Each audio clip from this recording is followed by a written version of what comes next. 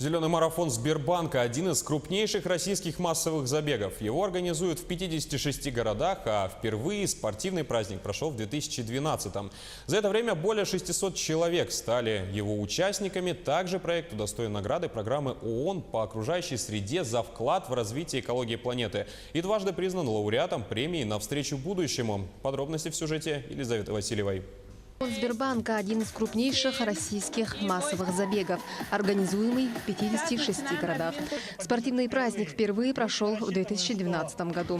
За эти годы более 600 тысяч человек стали его участниками. Ну и, конечно, основной целью этого марафона является привлечь внимание населения, жителей Якутска, гостей Якутска и по всей России, всех, наверное, граждан России к активному образу жизни.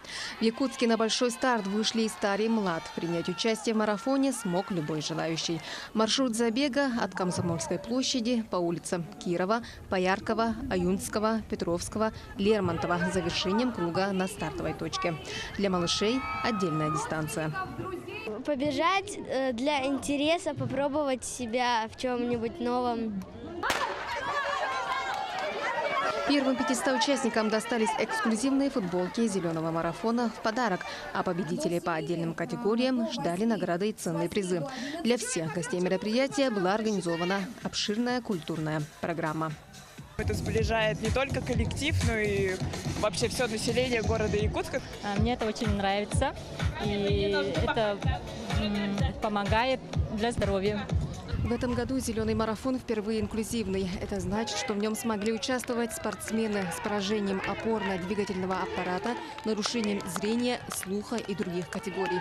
Всего 60 спортсменов Центра адаптивной физкультуры и спорта Республики Саха-Якутия. Всего в 4 городах России марафон является инклюзивным. Победителем основного забега стал Айсен Васильев.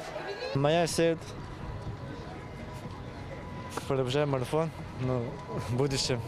И подготавливаюсь постепенно. Зеленый марафон не просто забег, это семейный праздник, который знают и любят во многих городах России. Елизавета Васильева, Владимир Павлов, Якутск.